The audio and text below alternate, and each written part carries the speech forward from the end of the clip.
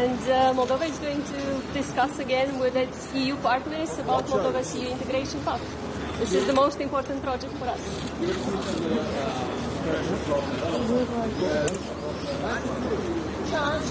Europe needs to become stronger. Europe believes in democracy. Europe has been teaching all of us how to value the democratic, how to support the democratic values, how to build democracies, and I'm sure that Europe will continue to grow stronger and will continue to be the most democratic part of the world.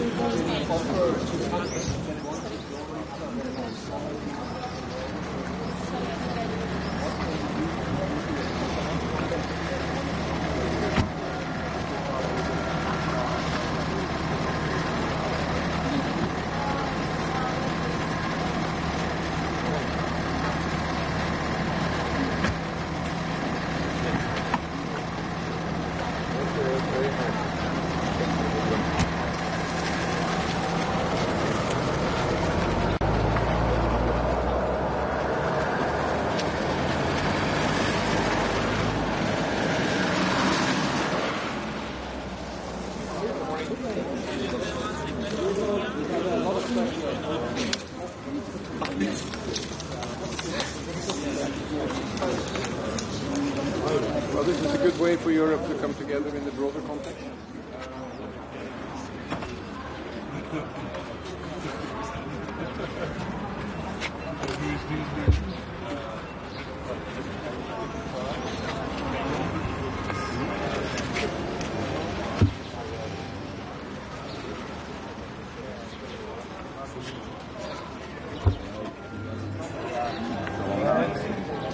Cherche à aller là-bas, tu n'y arriveras pas. Moi, c'est pareil.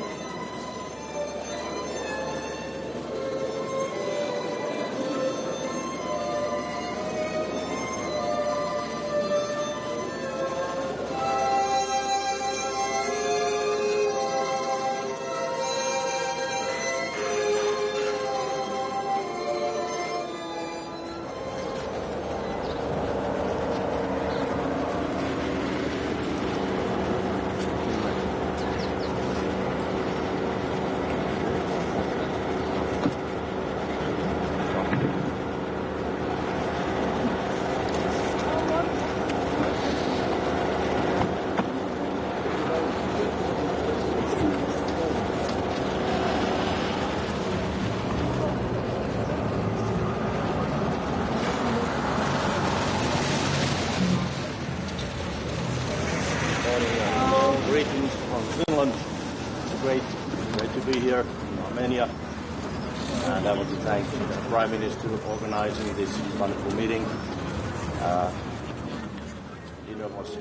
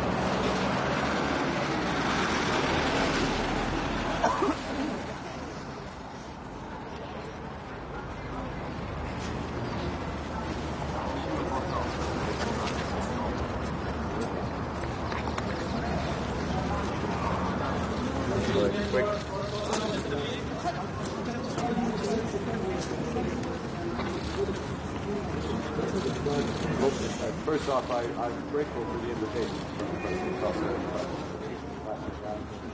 You know, if you look at it from the security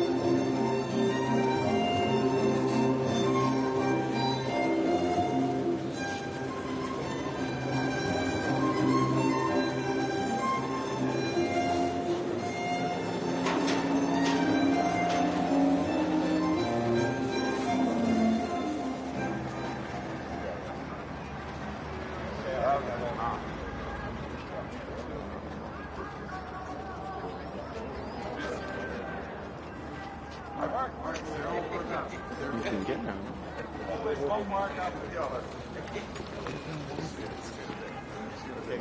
Yes, good morning. Oh, it's good to be back. It's good to be seen. Great show. I'm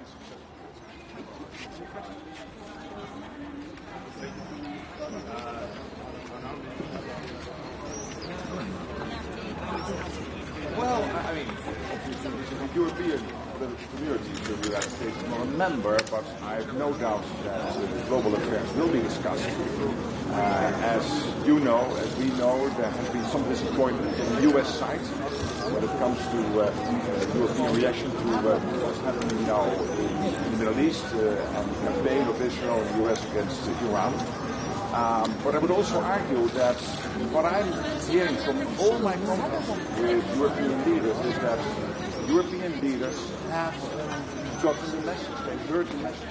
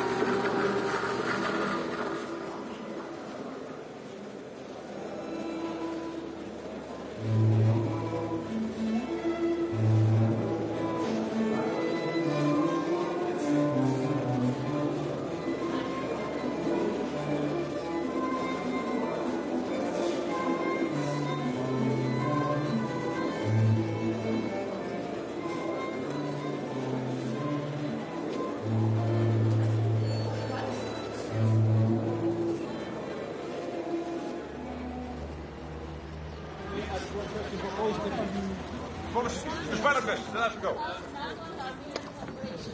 What do you think about removing? Well, as I just mentioned to your colleagues, not going into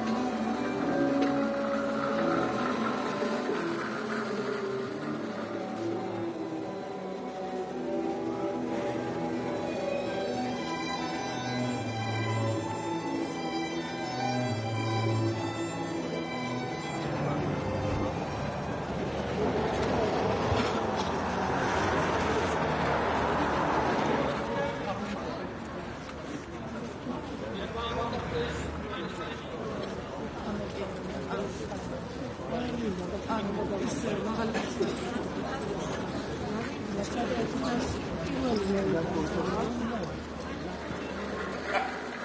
is the longest red carpet ever.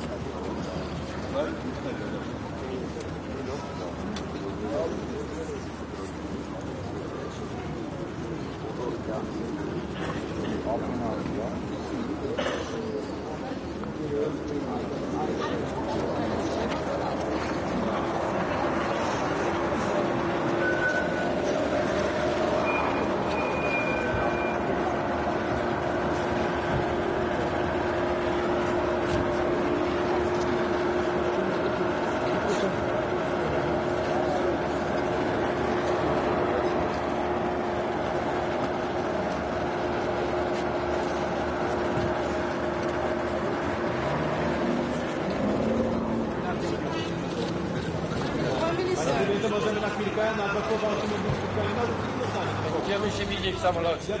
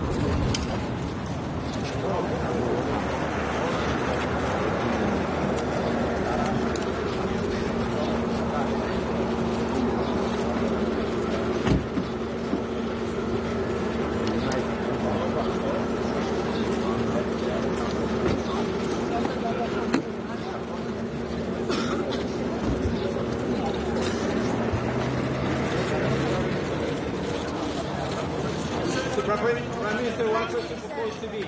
Prime Minister, where's James?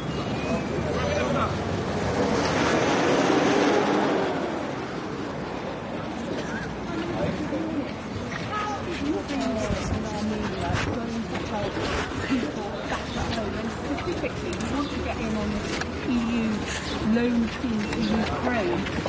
Why do you think the EU is going to be more proactive than they were over social? Let me deal with both of those issues. In relation to the wider point, in the case of war on two fronts, the Ukraine war now and Iran, both of them are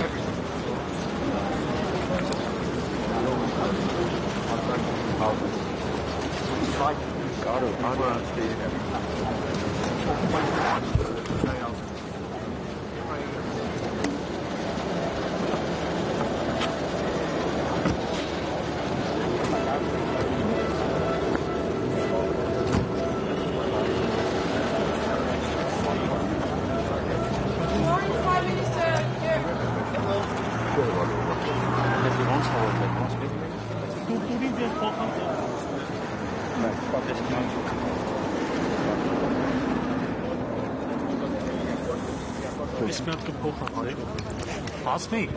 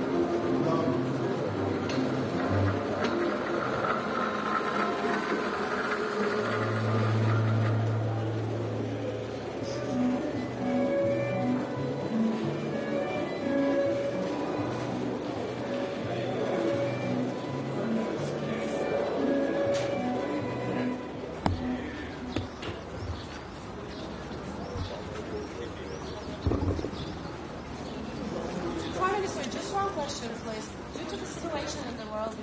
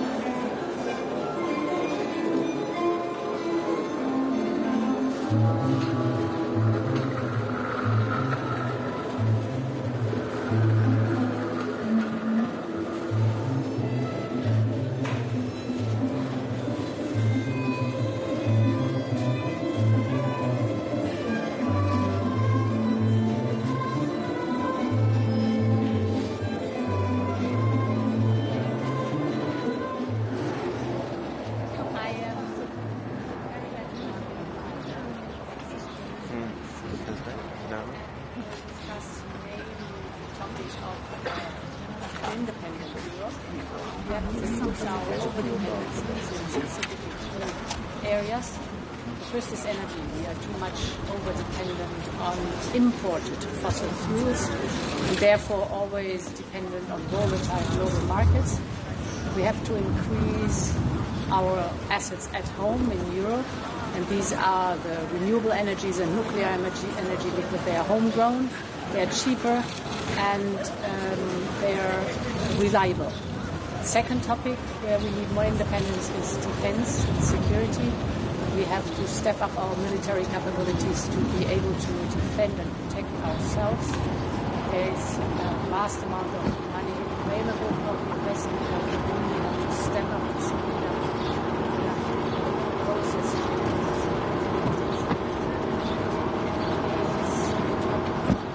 Reliable supply chains. And for that, we're reaching out to like-minded countries. Just America, India, Australia, and I will go to Mexico, because with like-minded friends who have stable, reliable supply chains and Europe has this network.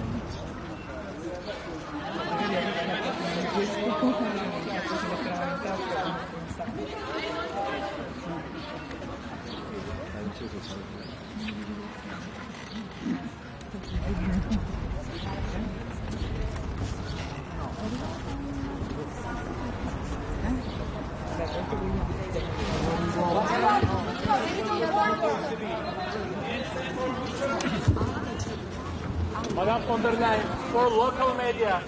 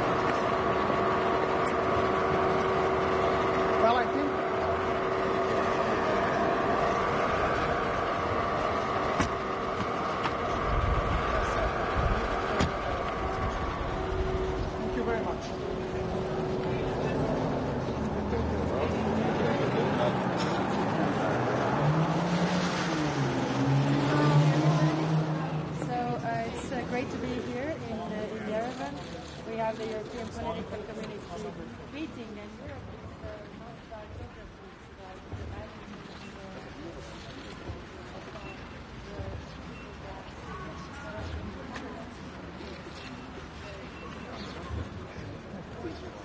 the summit taking place here in Yerevan is also showing how important the Caucasus is, especially now when there is a war in Iran as well. We are talking about connectivity, but also resilience.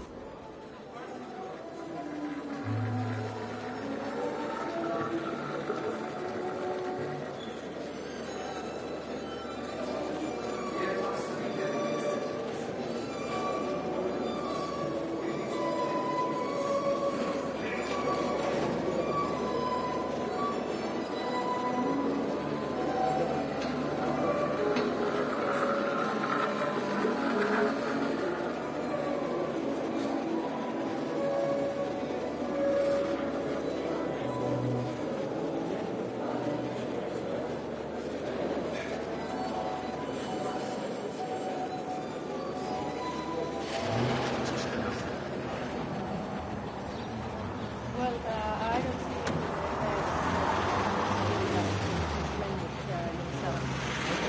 What about middle corridor and South Caucasus?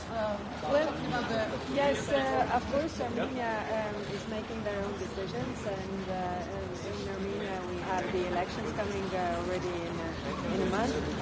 So European perspective is also on the table, but eventually the Armenians will decide. Hello, good morning. What's the Council of Europe? I think we are here The really main to corridor speak about is very security in Europe. important. I mean, what we see happening in the Middle East, everybody is looking at also how to diversify the trade routes and diminish the risks of one trade route being closed. And that's why the connectivity and these routes are extremely important. Of course, we need to see what we can do in this respect and who are our partners as well. What about relationship between Georgia and European Union?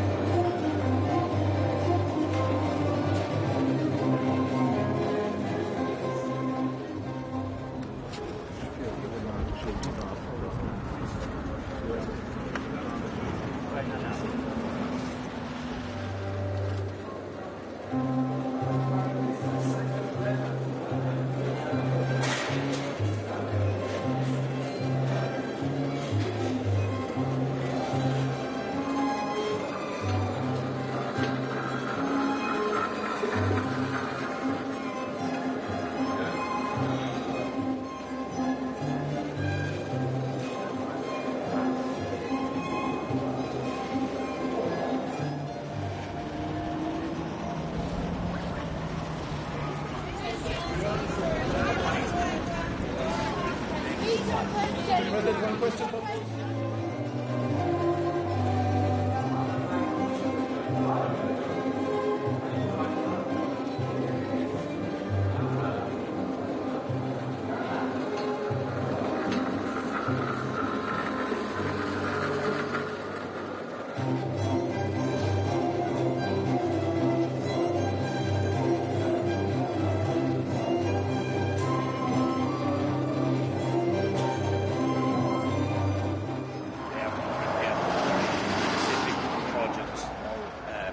Not only bilateral. We will speak about also the number of different leaders. We will welcome them in Poland. And the second point about our way to EU. Yes, on this way we are very thankful to Poland for their support, and this is so important for us. And you know that, I don't remember, during week a little bit more, so 90 billion was unblocked for us. It's very important for support, and it's very important to strengthen Ukraine. And so now we will speak about what days we can have the packages of this money to strengthen our people. So we have a lot of issues what to discuss with Donald. Mr. President,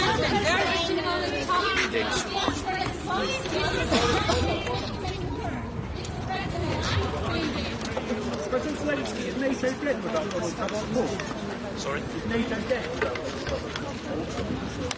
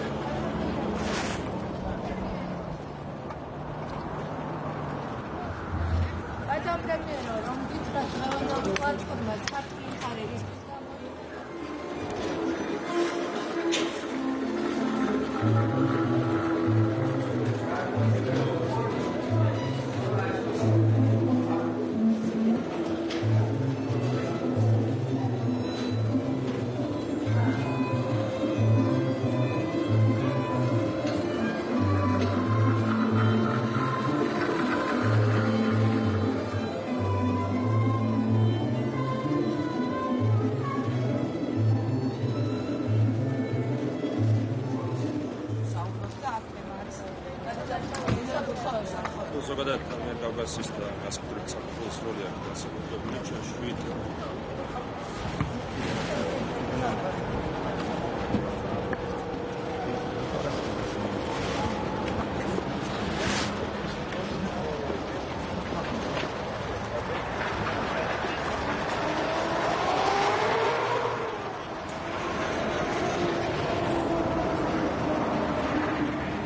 Morning, everybody.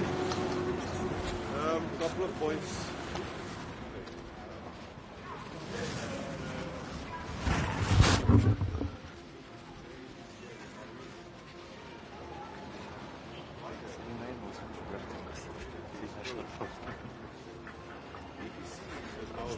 Stability, security, and supporting freedom and democracy. Second topic is not most important, keep supporting Ukraine.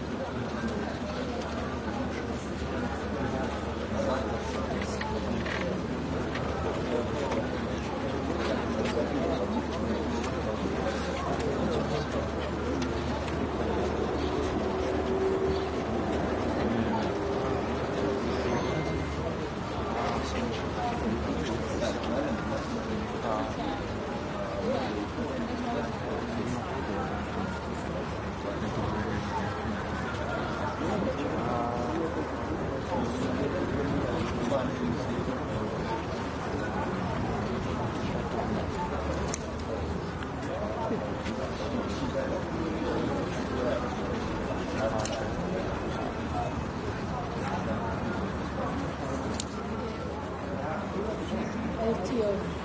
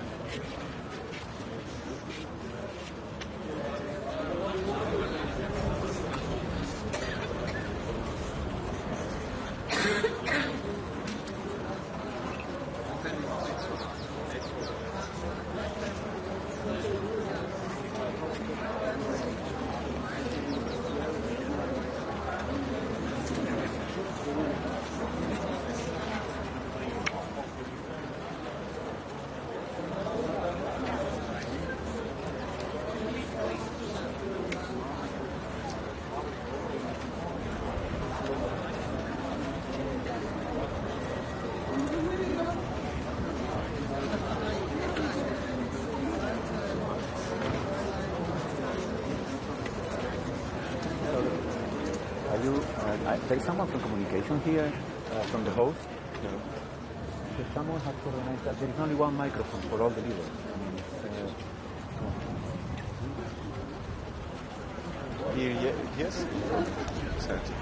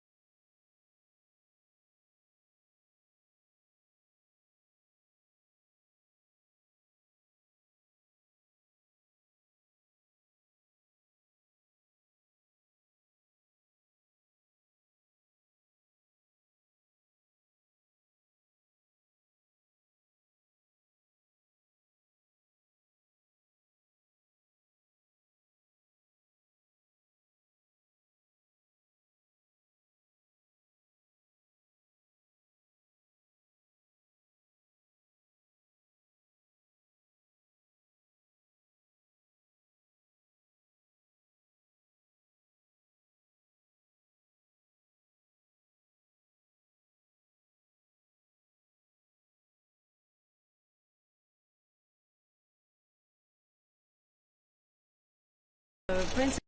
That's why we are super glad to welcome Canada here today to discuss the issues. And of course also the summit taking place here in Yerevan is also showing how important Caucasus is, especially now when there is a war in Iran as well. We are talking about connectivity but also resilience to the threats that we are facing.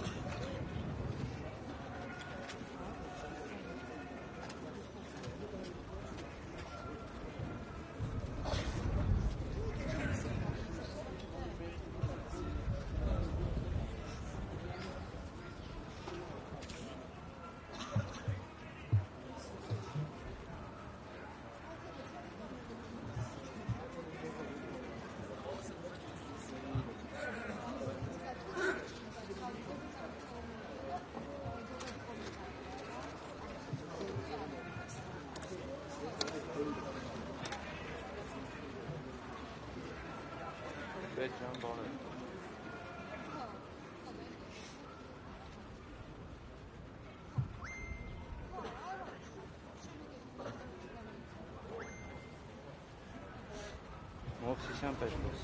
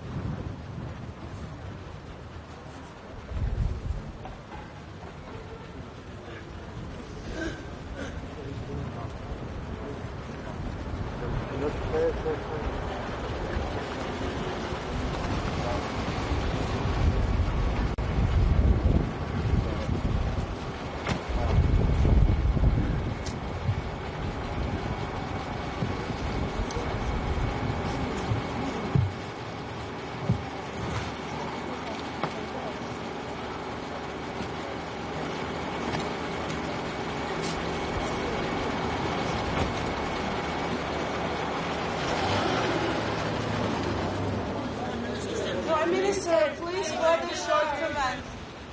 Please, for the Georgian media, please.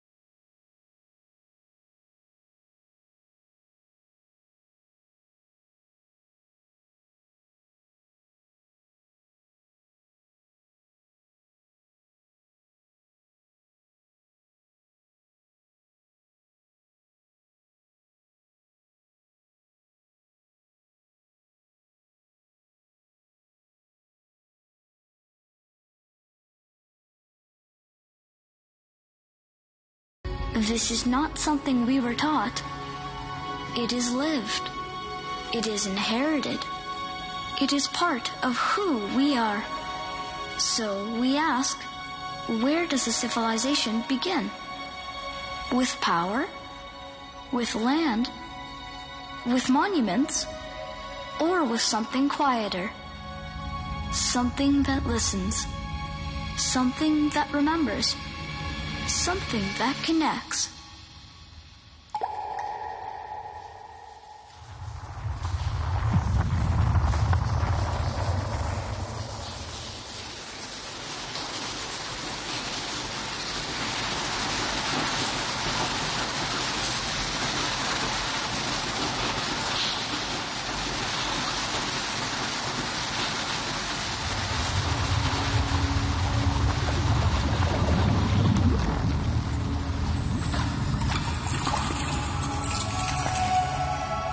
Long before temples, before written law, before cities, there were stones. They did not speak. They stood watch. At the sources of water, the sources of life. They were called Vishepakar, dragon stones.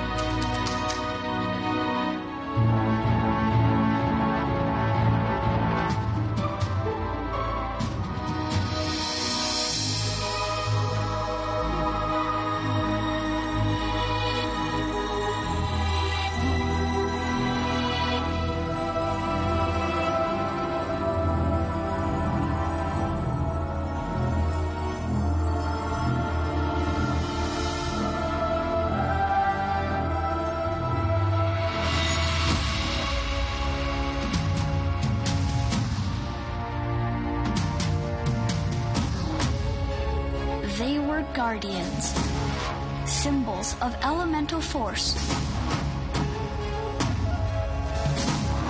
of awakening, of abundance.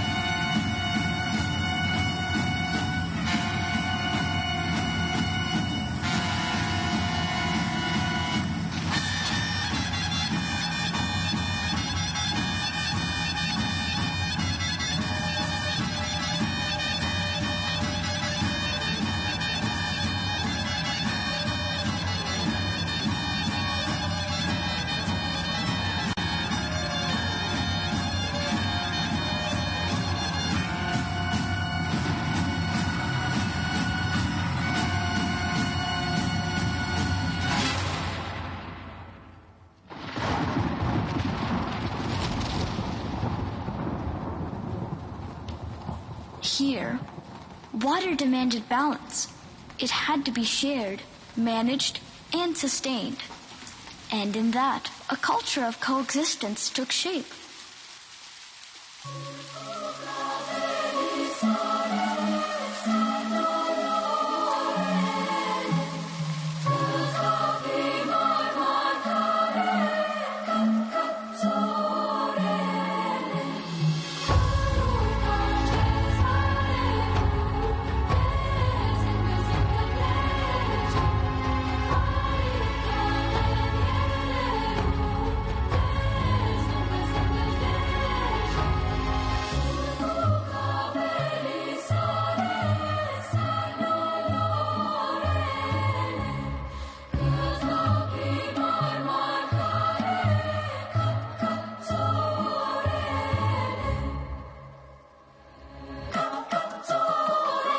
Over time, this way of living together found expression. It became ritual. It became celebration. Vardavar, a celebration of life and joy. When people come together in the simple act of splashing water on one another.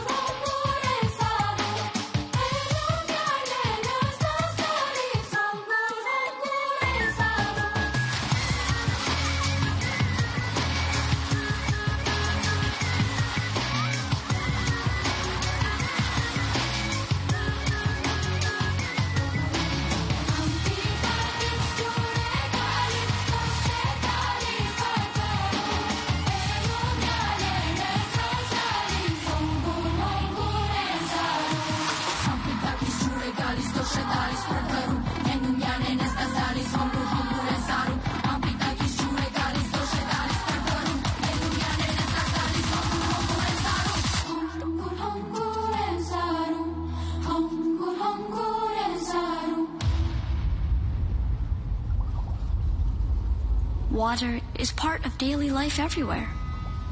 And here, it shaped the way people gather, share, and live together.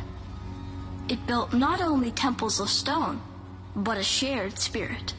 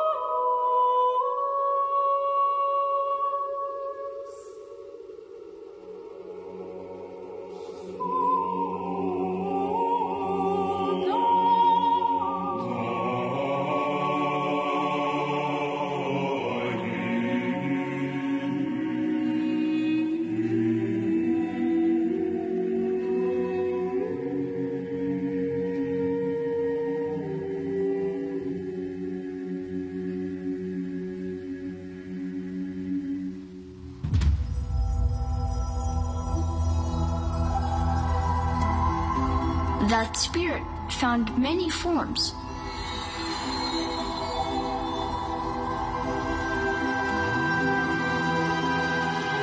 It spoke in many ways.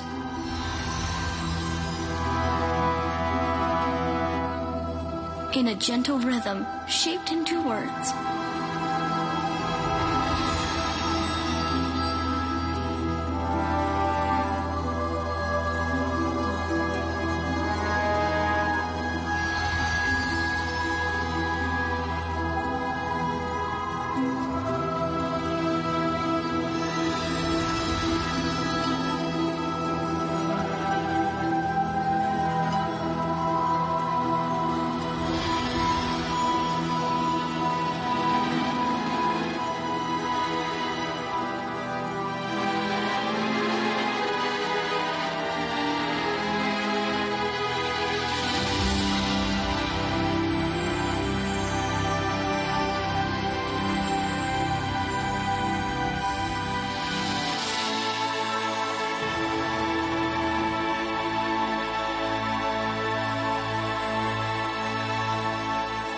Took form, they changed and grew, flowing like our language.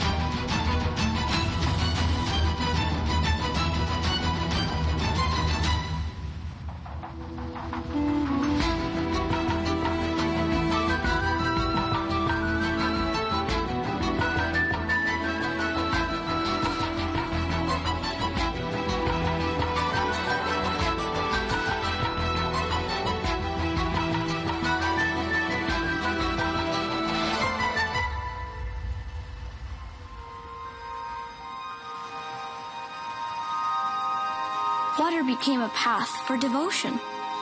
From devotion came culture. Culture is not a monument. It is a flow. It lives in rhythm, in silence, in movement.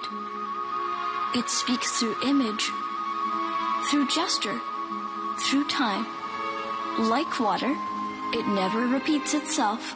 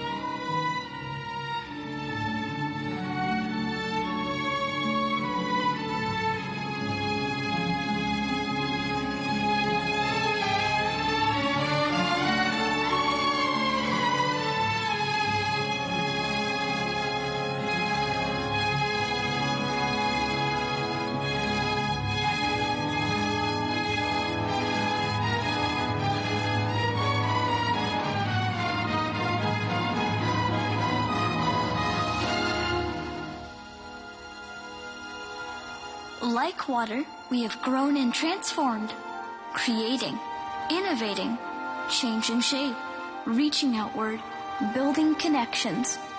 Sometimes an idea born here travels outward, like water from its source. Sometimes a single drop can change the course.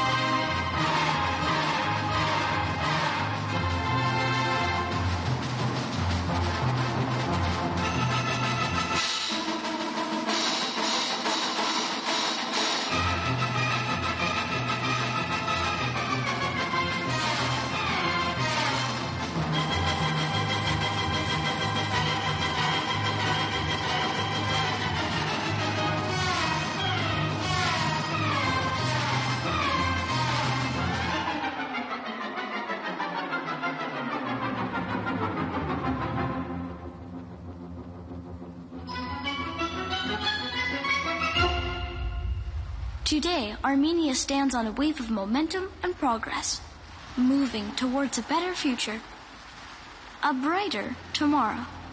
We have always been a crossroads, where paths meet, where ideas converge, where cultures and people come together. And like water finding its way through stone, these currents have never stopped moving, shaping us, carrying us forward.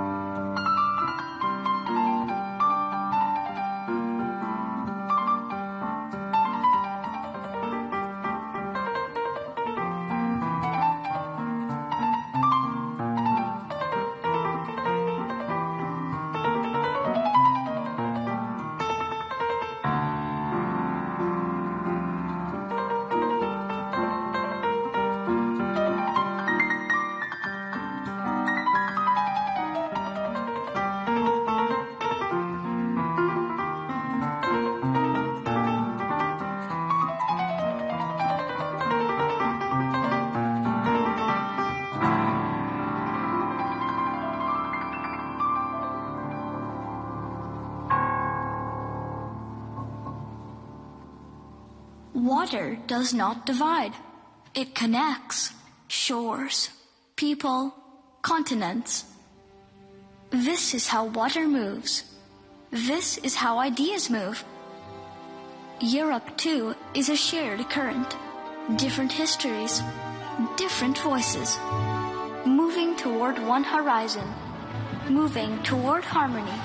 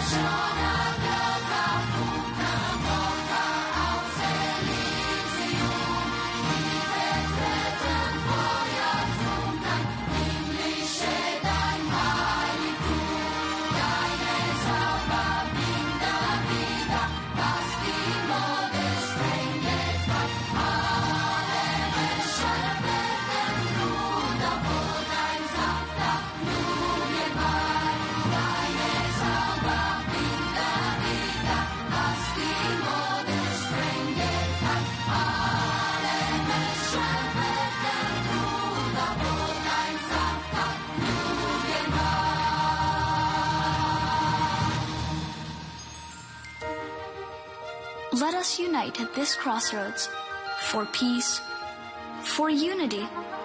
Let us stand together, not as separate shores, but as one flow. So let us continue our journey together. Distinguished leaders, may we kindly invite you to the stage for the family photo.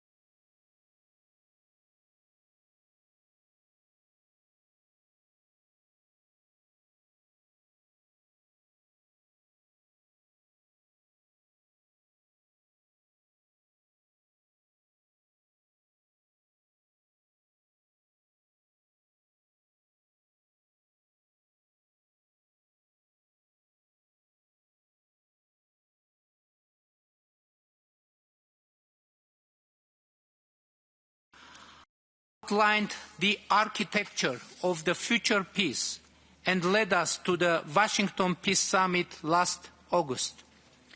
There, in the White House, with the support and participation of US President Donald Trump, President of Azerbaijan and I adopted peace declaration. The US President also signed it as a witness.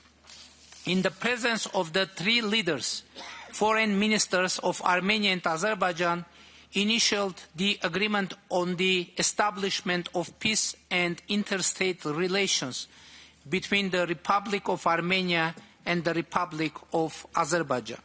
And now we are on the way to implement a very important project, Trump Route for International Peace and Prosperity, which will contribute to peace by unblocking regional routes and creating new international routes from east to west, from south to north, tremendously contributing to international supply chain stability.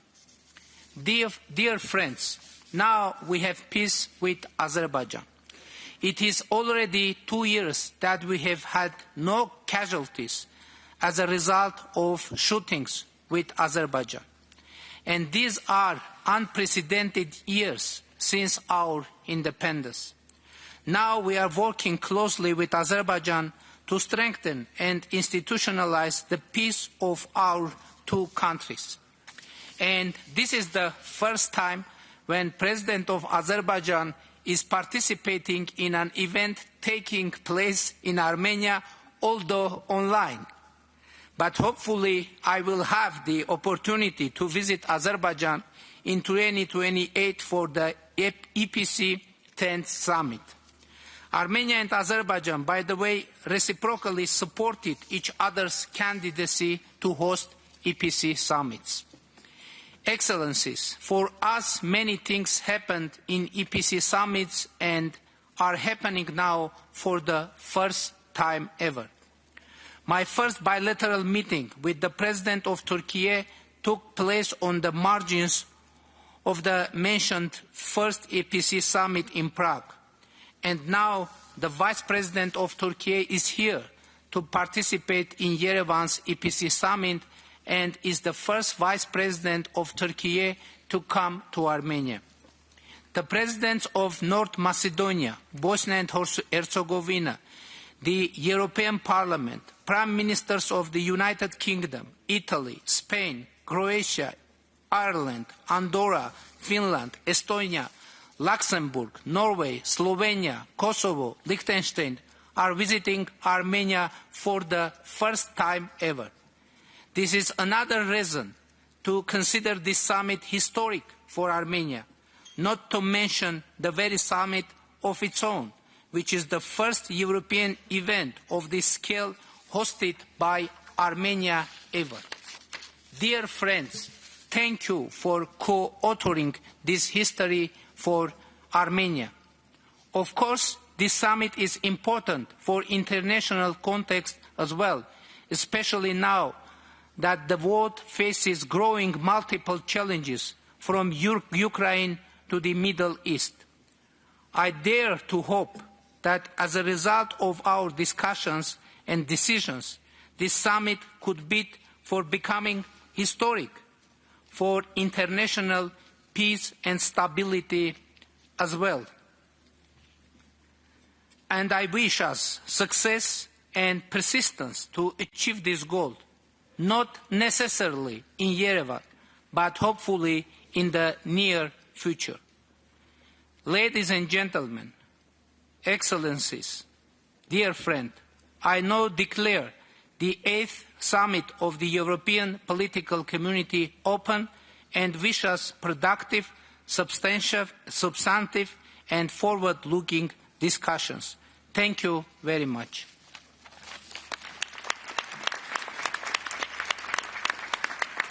Thank you. And now it is my pleasure to invite President Antonio Costa to deliver his remarks.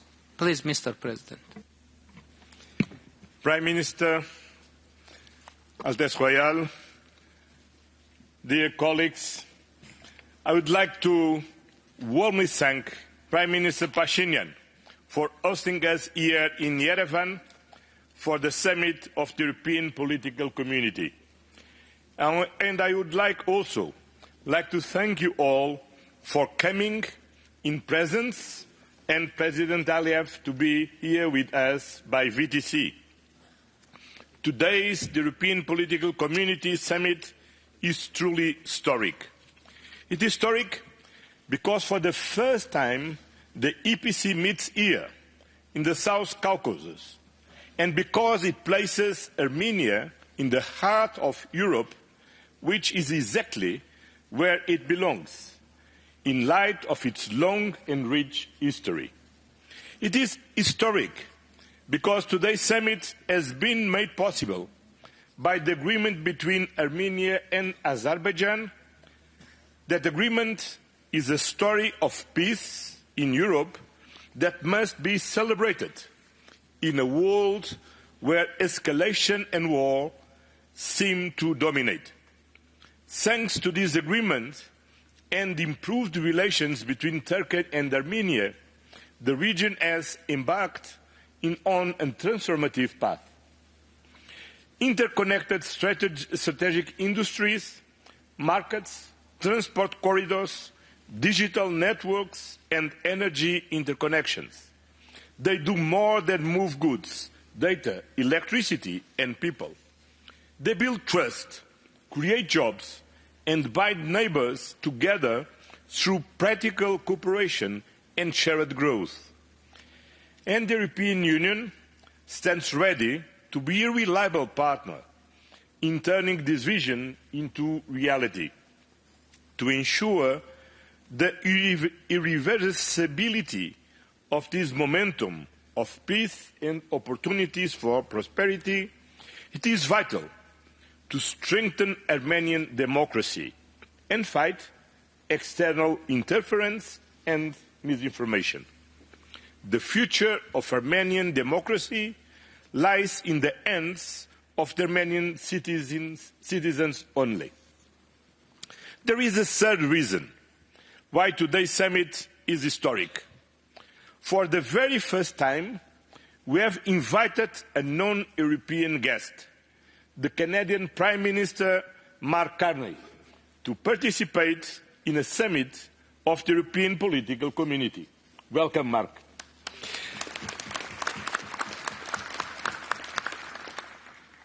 The geopolitical situation in Europe finds itself with the ongoing Russian war of aggression against Ukraine and the conflict in the Middle East, demonstrates that our continent needs a 30-60-degree vision for its security.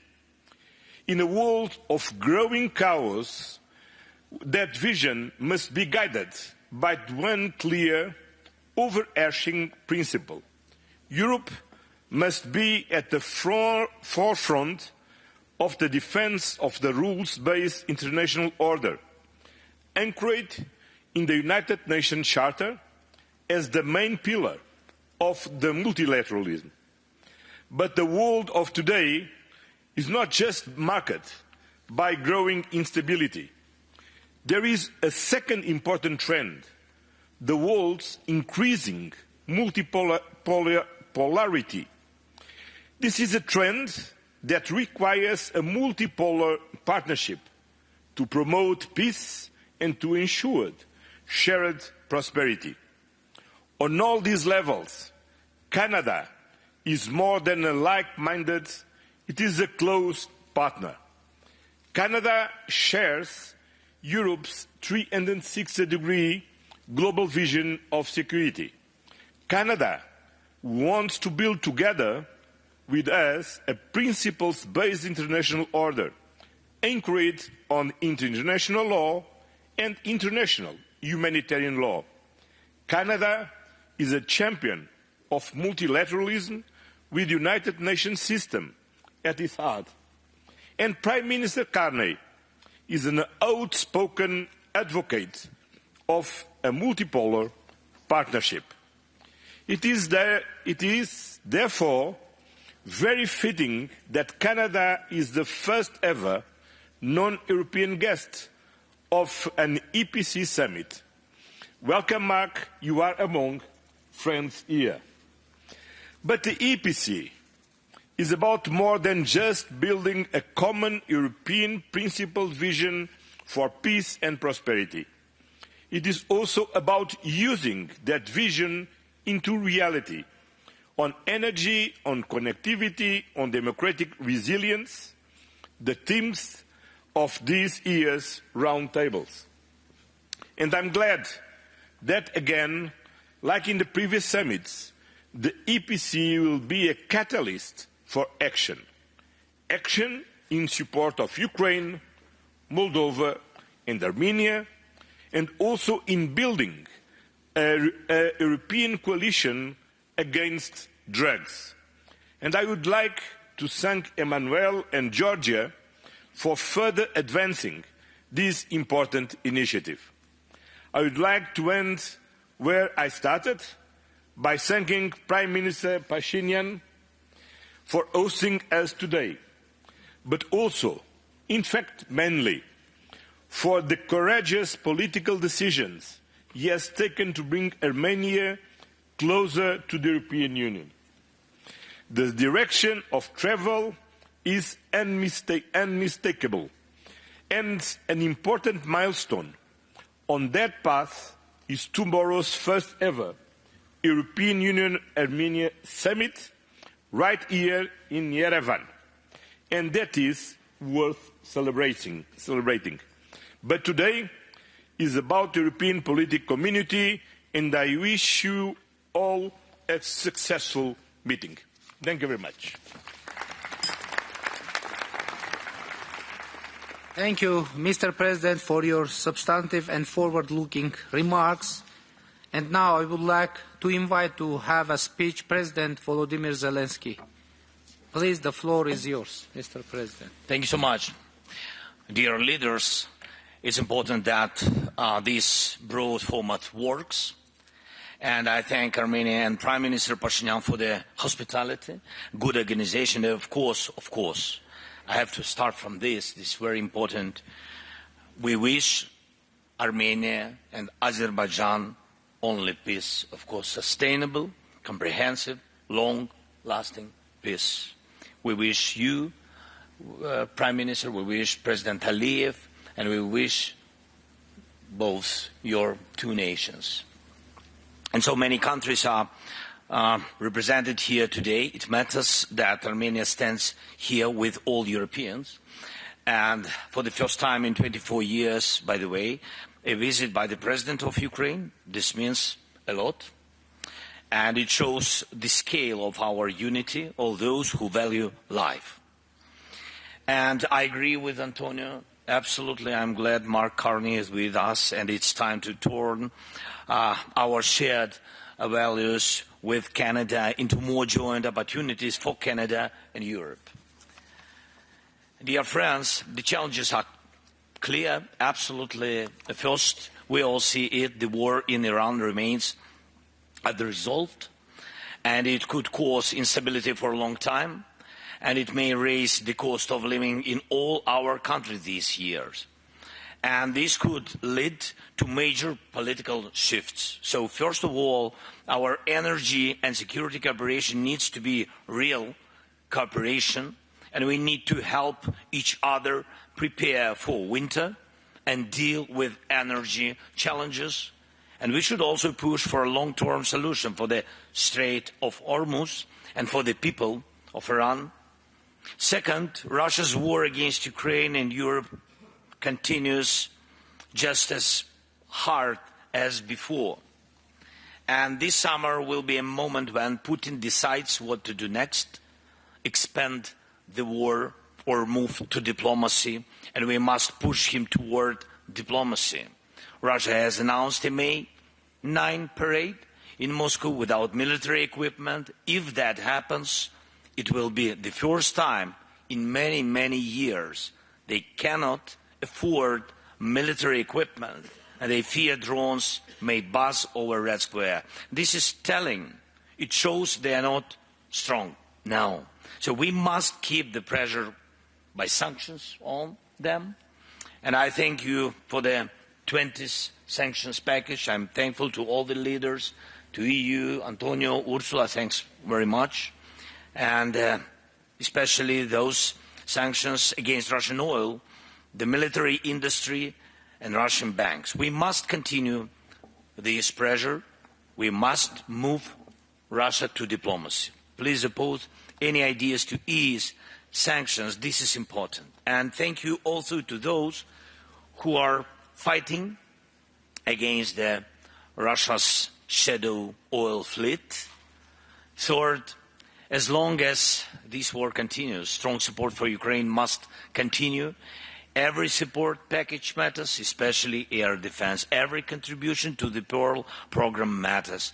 And we need new Pearl packages this year, this May. This helps us defend against the ballistic threats. And I believe Europe should be able to produce everything it needs to defend against everything, all the ballistic attacks and all other weapons on its own. We offer a contribution to Europe's defense. Our drone deals, they bring countries together, and we need strong protection across Europe from drones and all attacks, potential attacks, and in the air, at sea and on land. Drone deals mean joint work, joint production, shared protection. Let's move forward on this. And one more thing, we need to focus on what we will do if Russia does not end this war. We need continued pressure and we need peace. And of course, it's number one, we need to find a workable diplomatic format. And Europe must be at the table in any talks.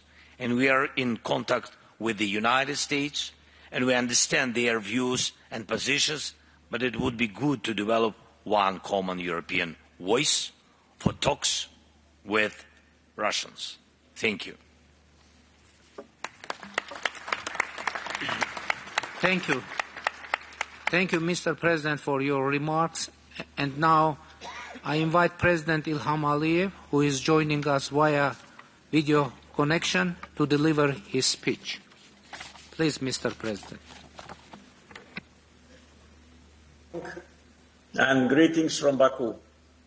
First of all, I'd like to express gratitude to President Costa for the invitation to address the 8th EPC Summit. During President Costa's visit to Azerbaijan less than 2 months ago, we discussed my participation at the summit and agreed that I will join in the video format. I'd like also to inform the audience that during my meeting with President Costa and President von der Leyen in Tirana a year ago, they asked my opinion about the idea to organize May 2026 summit in Armenia. I supported that, and in my turn asked, in order to preserve the balanced approach, to hold one of the next summits in Azerbaijan. Proposal was accepted, so I invite the members of EPC to Azerbaijan in May 2028. And by the way, Armenia also supported our candidacy. This is a clear indication that peace between Azerbaijan and Armenia is a reality. We live in peace for only 9 months, and we are learning to live in peace.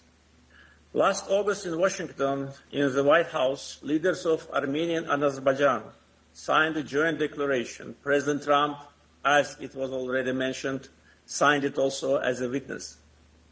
Foreign ministers of Armenia and Azerbaijan initialed the text of the peace agreement for us, and I'm sure for our Armenian partners, the peace is done. After the de facto peace was achieved, Azerbaijan unilaterally lifted all transit restrictions to Armenia imposed in the beginning of the 90s.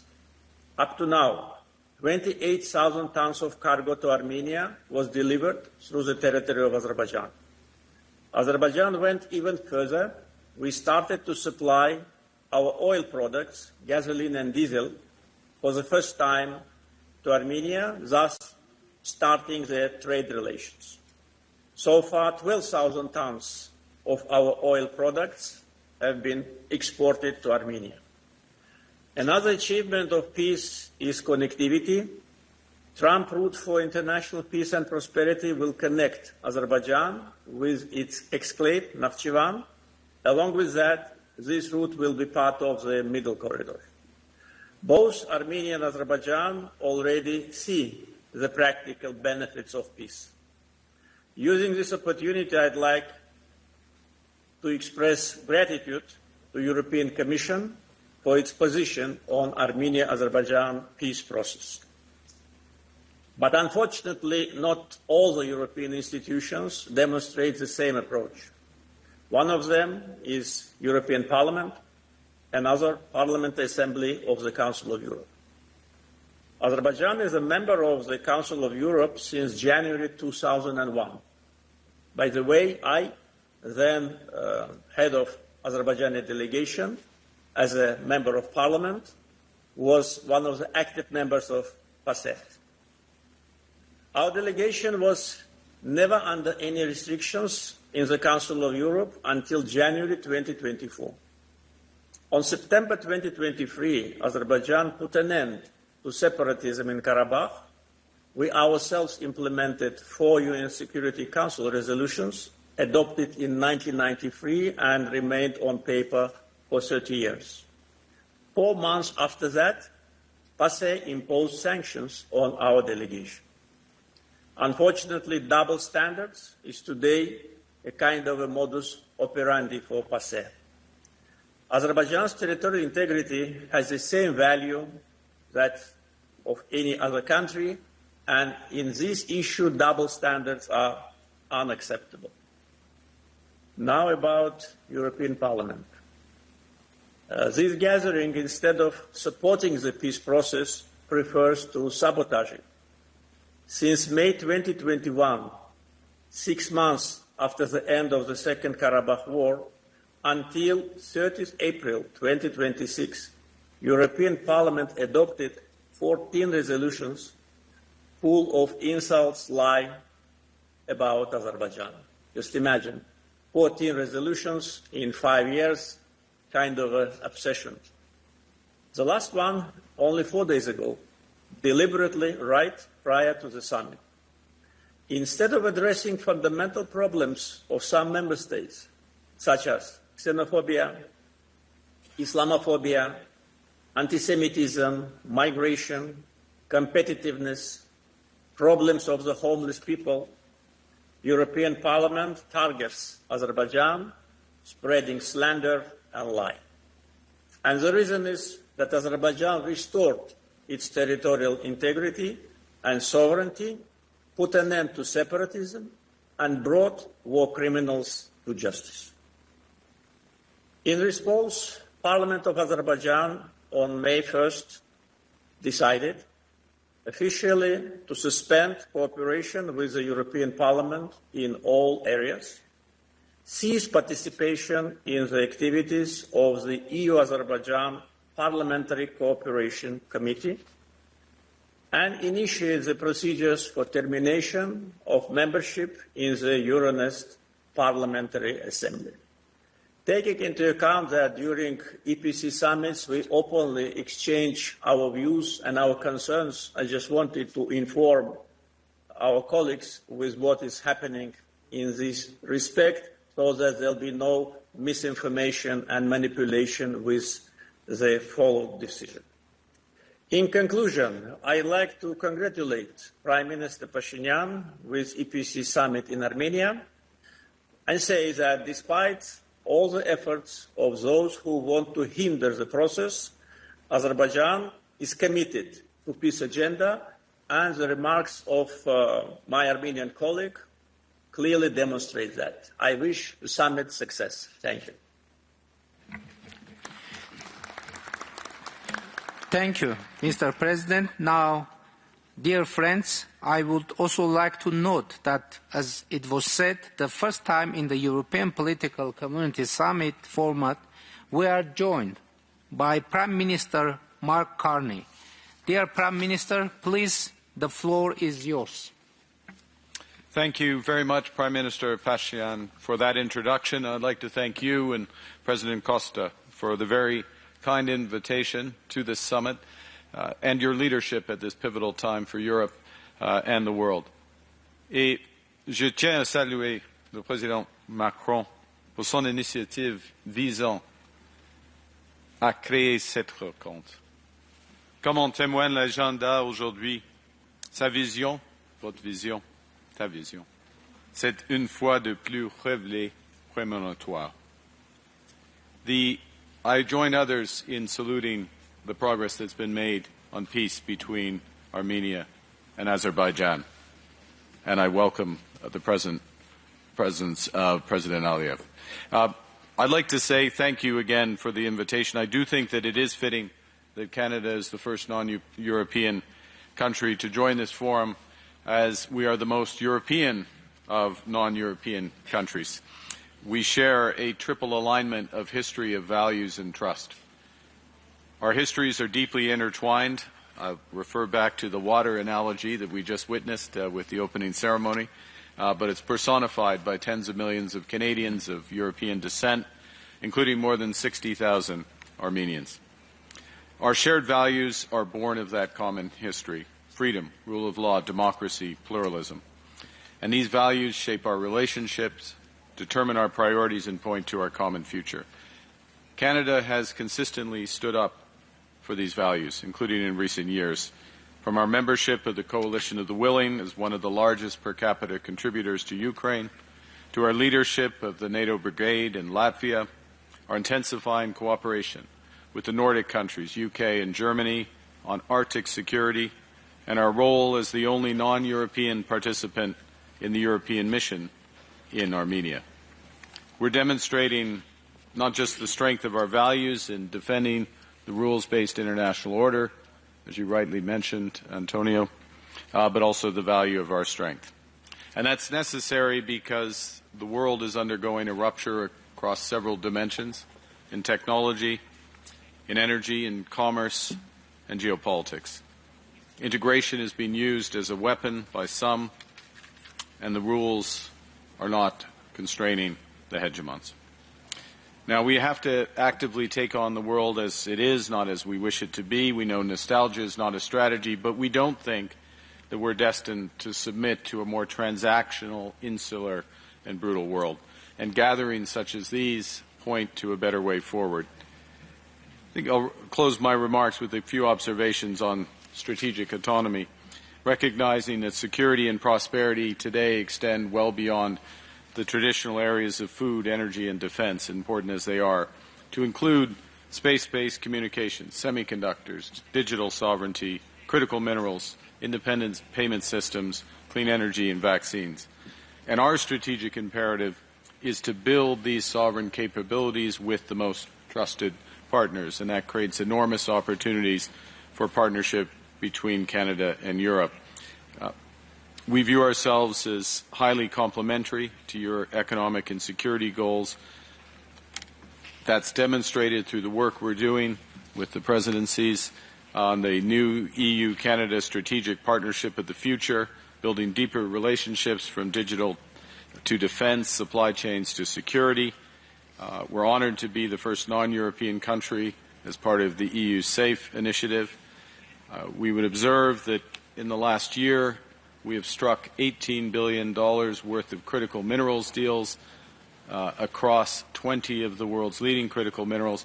The way to look at this is we are warehousing these to look for government-to-government deals with our close partners and under the rubric of the G7 first and foremost, but then more broadly. We're working with European partners across the technology stack, from hardware, cloud infrastructure, artificial intelligence, and space. And as we'll discuss later, we are an energy superpower, third largest oil producer, fourth largest natural gas, largest hydro renewable base. We're committed to addressing climate change while providing reliable, affordable energy to our citizens and partners. In closing, we're here because of your invitation. Again, thank you for that. But we're here because of the moral and security imperatives of our cooperation in the Caucasus, in the Baltics, in Ukraine, across Europe, and also because of the immense potential for our partnerships to build a better, more prosperous, sustainable, and just world for our citizens. And I'll close with this. It's my strong personal view that as the international order will be rebuilt, but it will be rebuilt out of Europe. And so I'm very appreciative of the symbolism of this invitation. Thank you.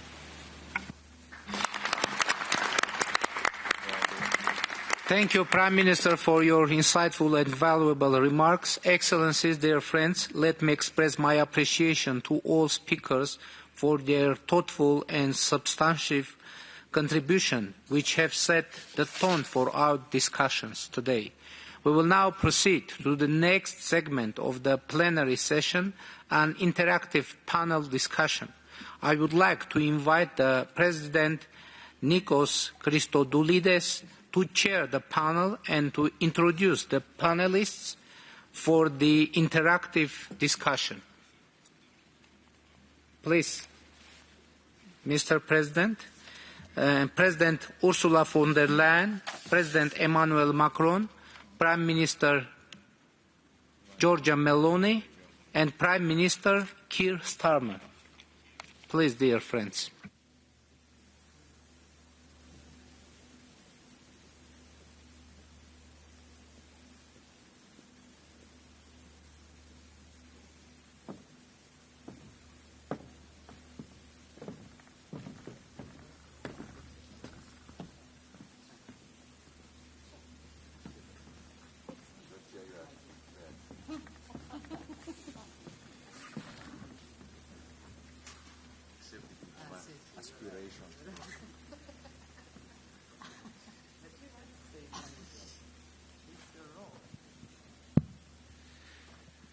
So let me start by thanking the Armenian government for hosting us and for the excellent hospitality.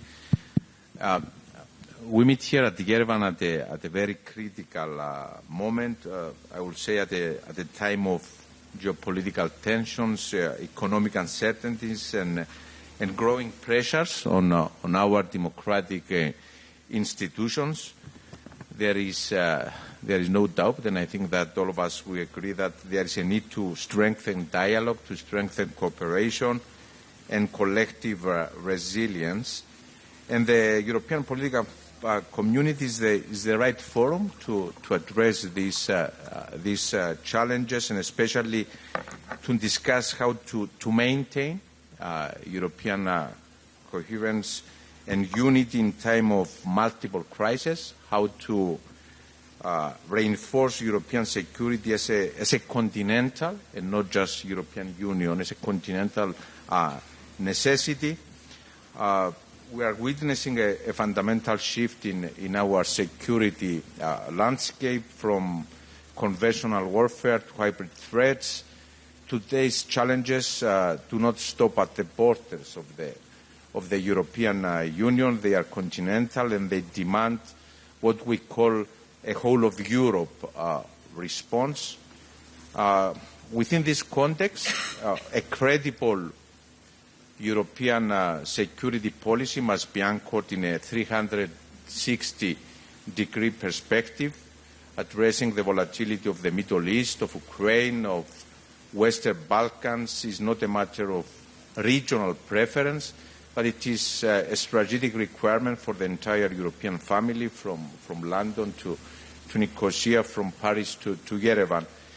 And I really believe that, and I think this is shared by most of the leaders that are present, a more autonomous Europe is now a strategic responsibility. Whether deepening the European industrial base or strengthening ties with like-minded partners like Canada, which is with us today, our objective is to ensure that Europe has the capacity to act when and where it matters. And I will stop here, and I'm eager to hear from colleagues, from Ursula, from Georgia, from Emmanuel, from Keir, on how we can build a security architecture that protects the fundamental freedoms of every citizen across our continent. So let me first pass the floor to Ursula. Dear Ursula, looking at the current geopolitical situation, the very challenging geopolitical situation, what do you see as Europe's main responsibility in the years ahead, also taking into account what you referred to, a number of cases, I fully agree, as Europe's independent moment? Yeah, thank you very much. Nicole Pashinyan, first of all, thank you very much for being such a fantastic host. And indeed, the speakers of the opening of the plenary, and you in your question, you described already the turmoil the world is in. I will not linger at that. But during these last years, since we have the EPC actually, during the last 4 years, if there's anything we have learned, then this is how vulnerable we are if we have over-dependencies. And it was a painful process to learn about these over-dependencies. I want to mention 3. The first one is the over-dependency on imported fossil fuels. Energy has always been a stumble stone in the internal market of the European Union, which I oversee. But now with the crisis, the conflict in the Middle East, it has really become a choke point for us. And it is this over-dependency on the volatility of the global prices of energy that is painfully hurting our competitiveness. But we have assets. That's also important. We have assets in the European Union. These are the energies that grow at home. It is the renewable energies from wind and sun to hydropower to geothermal, but also to biomass, you name it. And it is nuclear. And we have to build our energy reliance much stronger, much more reliable on these homegrown, cheaper and predictable energy sources that we do have. And for that, it is important that we electrify the European Union. I will not go into the detail, but my first point is energy. Energy is, for us, crucial, and it has to be much more independent that we deliver our energy for the Europeans. Second point is, of course, security and defense. I mean, if there was an eye-opener over the last 4 years, then it is in the fact that we need to be able to stand up for ourselves. It's long overdue. This is the reason why we mobilize up to 800 billion euros till 2030 to fill the gaps that we have in security and defense. It is of utmost importance that we are more independent in this topic and that we are able to build a credible deterrence, because the best prevention of potential military aggression is a credible deterrence.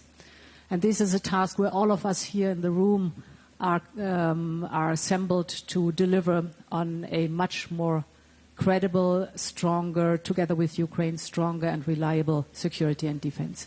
And my third point is that European independence does not mean inward looking, not at all. It's the opposite. It is reaching out to like-minded partners. I mean, this is symbolic here also, to reach out to like-minded partners, because we need also stable, reliable supply chains. And supply chains we need from partners. And therefore, you have witnessed over the last years that we have very much intensified our network of free trade agreements with Latin America, with India, with Australia, and I will be traveling with Antonio to Mexico. We have the biggest network of free trade agreements worldwide, and we should really cherish this and work with that to make sure that we get more independent and have reliable supply chains. Back to you. Thank you very much, Ursula. You very correctly mentioned energy, defense and security, and more outward-looking European Union. Let me now go to Georgia.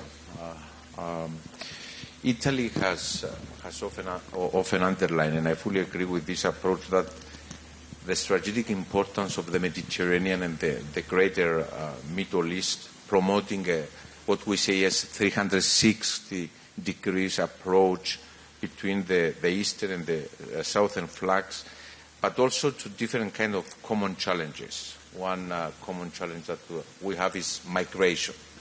So in today's very complex international environment, how can European countries like Italy better address possible increase on migratory pressures? We have the crisis now in the Middle East, so migration is there. Taking also into account the nexus between migration, stability, and security in Europe. Okay, thank you very much, Nikos. Good morning, colleagues, and thank you very much, Prime Minister Pashinyan, for this fantastic organization. Well, we are speaking today about a polycrisis, okay? But what does it mean, polycrisis? I mean, I think it is not simply that we are facing lots of crises together. That's it. The problem is all those crises are related one to the other and feed one the other. And I think it is very important we understand that also to face the fact that we cannot simply take care of one or two facets of this crisis, but we have to tackle them all. And I will use exactly, for Nikos was asking about migration, the example of migration. Obviously, we know that uncontrolled migration flows put citizens' security under pressure, and when exploited as a hybrid threat, even the stability of the states. But it's not all. It also affects economy, straining public resources and impacting on labor markets. It weakens competitiveness. This weakens competitiveness by increasing uncertainty and social tensions. It has also linked to energy, for we have also to face the fact that many flows come from unstable regions that are key to our energy supplies. Ultimately, all of this affects the quality of our democracies. For when citizens feel that important challenges are not governed, they lose faith in institutions. And when trust erodes, people become more vulnerable to manipulation, including the malicious use of artificial intelligence. So it's not migration. It is migration, it is economy, it is democracy, it is competitiveness, it is energy, it is security. And if I take one of the other topics, I can link them all the same way. So, first of all, we cannot face only one piece of this polycrisis. Second, migration is an integral part of the polycrisis. Third, no one can face it alone. So cooperation on that is a precondition. We did very important steps ahead in the last years at the level of the European Union, where now we have a new asylum pact, we have a new definition of the third safe countries, we are going towards a new regulation on returns that will help us also on, let's say, innovative solutions such as those that Italy is trying to provide. We did steps ahead at the level of the Council of Europe where we are working to give a more modern interpretation of the conventions that we have, but were written lots of years ago. And at the level of the EPC with Kier, we've been promoting another declaration, the past days that now has already reached 31 countries signing. So we are doing a very good job. And in the proposal we did with Kier, the position is quite clear. We have to fight against traffickers. We have to avoid that a new crisis as the one we had in 2015 happens again. And we have to cooperate with the origin and transit countries. And that brings me back to the beginning and to the second part of the question that Nikos did. I mean, the problem is, if we've got this polycrisis, are we able to face it the way it needs to be addressed? My idea is that at the level of the European Union, for example, in recent years we have shown our ability to respond to emergencies.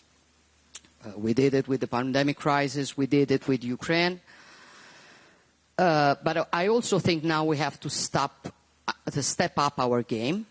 That means to pass from our capacity to react to our capacity to anticipate.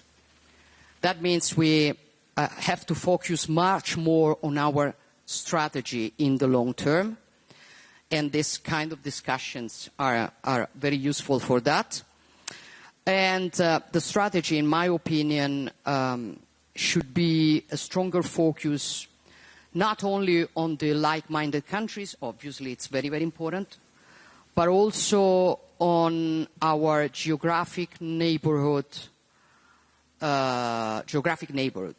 Obviously, what we are doing now with like-minded countries, with the EPC, is very important, and we have to improve it, and I'm very happy that Mark is here. But I think we should also focus, for example, from the point of view of Italy, I think we should focus much more, for example, on our Mediterranean neighborhood. I think we should work also on a forum like the EPC, which is fundamental, obviously, for us in these times, concentrated in the geographical space of the wide Mediterranean. In the past, with Ursula, with other member states, with the European Union, we've been trying to tackle migration. We were pushed to pay much more attention to countries across the Mediterranean.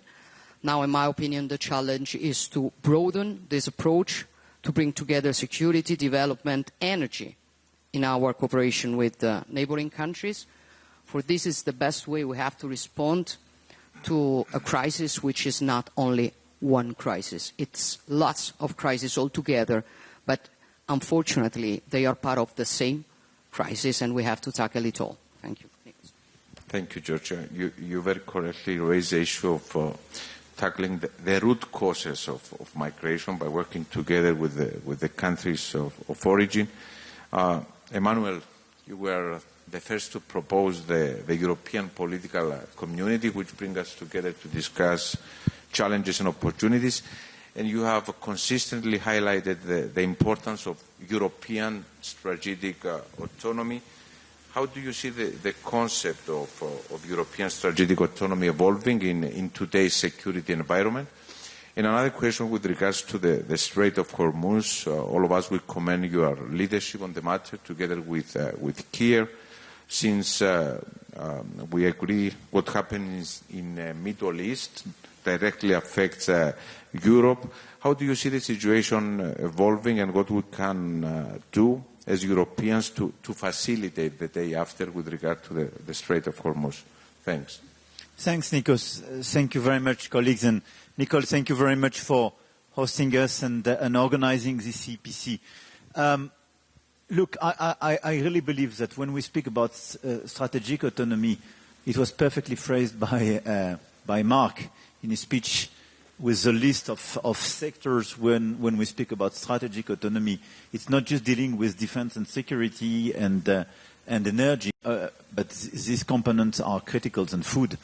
But now we have to speak about space, we have to speak about semiconductors and so on, because it's impossible to have a sustainable strategic autonomy on defense if you are 100% dependent when you speak about semiconductors to some other countries. So we clearly see, given the integration of our global economy and our innovation system, that building and strengthening our strategic autonomy requires much more focus on these key pillars where we have over-dependencies.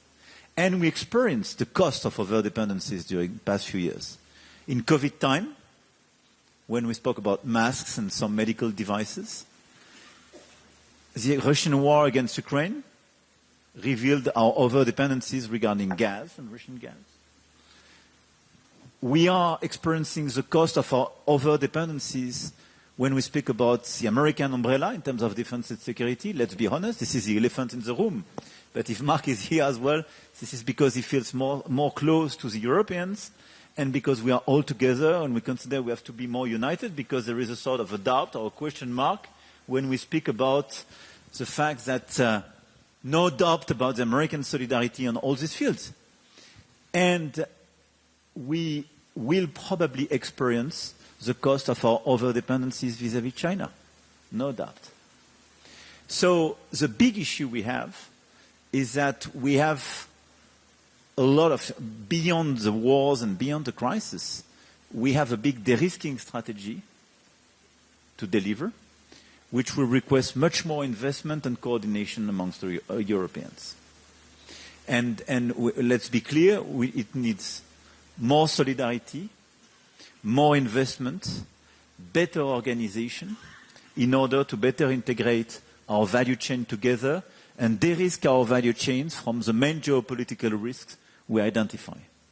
Which means sometimes deciding to relocalize some productions amongst all of us, diversifying our partnerships in order to de-risk the over-dependencies. But this is the approach we will have to complete in the years to come. And one of the main risks we have is an acceleration of the confrontation, especially between China and US, which could reveal much more rapidly some of these dependencies and put us in a corner. Having said that, I think we have a series of, I would say, assets probably we underestimate, which are the main links we have beyond geography. But I really believe that believing in the democracy, rule-based order, respect of an open trade and free trade, believing in climate change through innovation and reasonable approach, creates a lot of links amongst us, and our predictability in order to deliver this agenda is a big advantage vis-à-vis a lot of non-European players. When I look at the Gulf, when I look at Asian countries, when I look at Latin America or Africa, they just want to have predictable partners. They can disagree with us. Sometimes our interests will not be aligned. But as long as we deliver our agenda being predictable, it makes sense. If we go to Hormuz Strait, I think we have a very important role to play. A lot of us were around this VTC we co-organized with Kiev, and Georgia was with us in Paris with Friedrich. And we had a lot of Asian countries, a lot of African countries and Gulf countries. And it was very impressive to see that everybody was aligned. And I think the role we can play is precisely, obviously we are trusted by the US, but we are respected and trusted by the Iranian. We are not naive vis-à-vis the Iranian, but we are not at war with them, which creates a context where we can be this all together. We can provide, I would say, services from diplomatic, military, and economic and financial side in order to facilitate a free reopening of Hormuz Strait. And this is exactly the strategy we are preparing. The planification work was made last week in London. So now we are in a situation clearly to facilitate such a reopening, which puts us in this situation to be this reliable partner and to open this free road. So this is, I really believe, one of the assets we have. But beyond that, I really believe that our interest is to decrease the tensions in a lot of situations, to remain coordinated and full solidarity. Ukraine is by far the hottest topic, but to work all together on this agenda of strategic autonomy. And by the way, I think the work made during the past few years by Nicole on Armenia is very impressive. Let's be honest. 8 years ago, nobody would come here, and the fact that you have so many first visits in your country is a good signal, because 8 years ago, this country was seen by a lot of countries around the table as a sort of de facto satellite of Russia. Nicole organized this Velvet Revolution and decided to de-risk his country from Russia. And he was, and he's still attacked on a daily basis because of that. And the fact that he decided both peace and Europe is a very strong signal. And the resistance war in Ukraine, the Armenian strategy, what is done in Moldova, plus what is done by a lot of countries around the table, is as well the fact that as Europeans, we decided during the past few years to have a collective wake-up call and not to be dependent on any big power. And this is as well one of the preconditions of this strategic autonomy. Thank you very much, Emmanuel. I keep the word predictable partners in this unpredictable world. Here, under your leadership, we see that the UK is taking a very active role on all issues affecting our continent from Ukraine, including the coalition of the willing, on the issue of the Strait of Hormuz more recently, as well as on the issue of migration. I wanted to ask you if you could elaborate on these collective challenges and on priorities on how we work together. Well, thank you very much, and it's fantastic to be here. Emmanuel said there's a number of people on their first-time visit to Armenia. I'm one of them. And so thank you for the very warm welcome. It's really fantastic to be here, to get a real sense of the history, the culture, but the warmth of the welcome, I think, has been something that all of us who are here for the first time have really noticed, and thank you very much for that. Look, the European political community is a good opportunity for us to come together in this configuration and discuss and return to the challenges that face us all, whether that's the economy, whether that's energy, whether that's irregular migration, as Georgia has said, which was the theme, actually, of the last EPC that we had just 6 months ago. And there's a declaration that we've put together for this EPC, which is really important in taking that work forward. But what I'd say about this particular summit is that the backdrop has changed. We are now facing a war on two fronts. We're going into the 5th year of the Ukraine war, and we've got the Iran conflict at the same time. And both of those are impacting all of us in a very material way. In the United Kingdom, if you look at the economic forecast now and compare it to the economic forecast just 3 or 4 months ago, they are in materially different places. And this is going to play out with our electorates in all of our countries. The impact is not just economic. Certainly in the United Kingdom and elsewhere, there are proxy attacks going on, both Russia and Iranian, on our streets and by way of cyber attacks. So this is not something remote. It's very real. It's real for Vladimir, and we, of course, stand with him, as we always have. But it's impacting us. The third way it's impacting us has already been alluded to, which is that we cannot deny that some of the alliances that we have come to rely on are not in the place we would want them to be. There is more tension in the alliances than there should be. And it's very important that we therefore face up to this as a group of countries together. At the tactical level, I think we've been pretty good. So on the coalition of the willing, in relation to Ukraine, we've put together and sustained a group of countries around a single purpose, which is security guarantees for Ukraine. So a group of willing countries working together with a common purpose or a single purpose, where we've got the political alignment, but we've also got the military planning into quite an advanced place. That model is the one that we've borrowed into the Strait of Hormuz. Again, a group of willing countries, slightly different configuration, but with a single purpose, which is to provide the necessary backup and reassurance for the Strait of Hormuz to be opened as quickly, or for vessels to get through as quickly as possible. And I think that proves that we can be agile, we can be tactical, and we can bring together countries in those configurations, so long as there's a single purpose.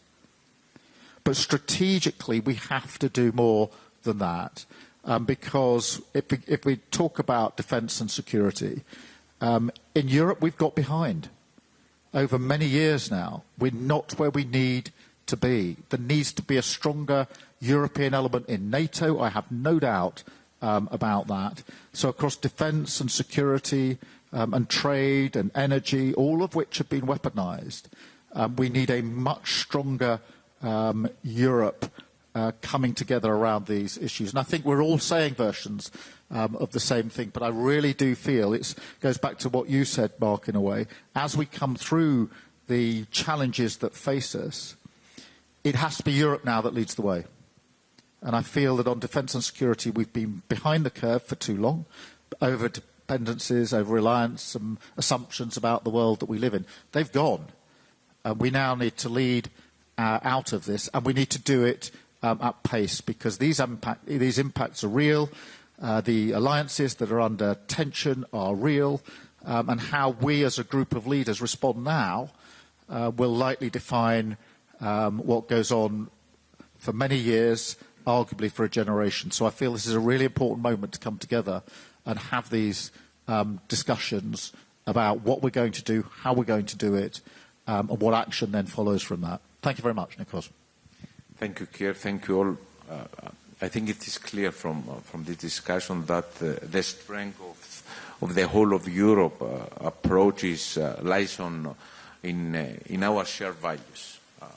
We have shared values. We share values and principles, and by defending the sovereignty and the freedom of every corner of our continent, we are not just protecting our borders and our citizens, but at the same time we are securing a peaceful future. Thank you very much, and thank you very much once again for hosting us here.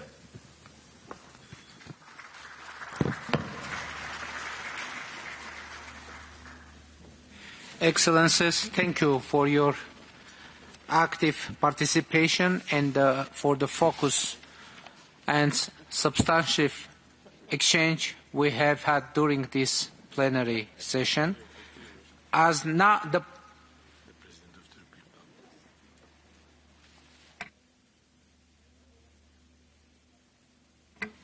okay, please. The I just floor need to come is in, yours, I think, since Madam President. One particular intervention focused particularly on the European Parliament, I think it deserves a very quick reply. I think meetings with a degree of disagreements are always healthy, but I would like to quickly respond and underline that the European Parliament is a directly elected democratic body with resolutions that are adopted by majority, understanding that the outcome might be uncomfortable for some, but we will never change the way we work and defend the positions that we take.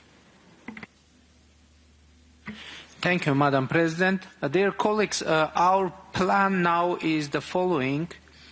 From now, I would like to invite all of you to the informal buffet lunch for 1 hour 15 minutes, which will also provide an opportunity for bilateral and multilateral exchanges. And after that, after 1 hour and 15 minutes, for 1 hour we will have roundtable discussions, and we will have 4 parallel roundtable sessions organized around 2 main topics: reinforcing democratic resilience and addressing hybrid threats, and this was first one, and second one, strengthening connectivity and economic security in the context of the green transition. And the duration of roundtables will be 1 hour, and after that additional time will be available for bilateral and multilateral meetings as well as side events. Please note that after that, approximately 4:15, we will reconvene in this hall for the closing plenary of the 8th European Political Community Summit. So I look forward to our continued discussions and constructive engagement to the summit. Thank you very much.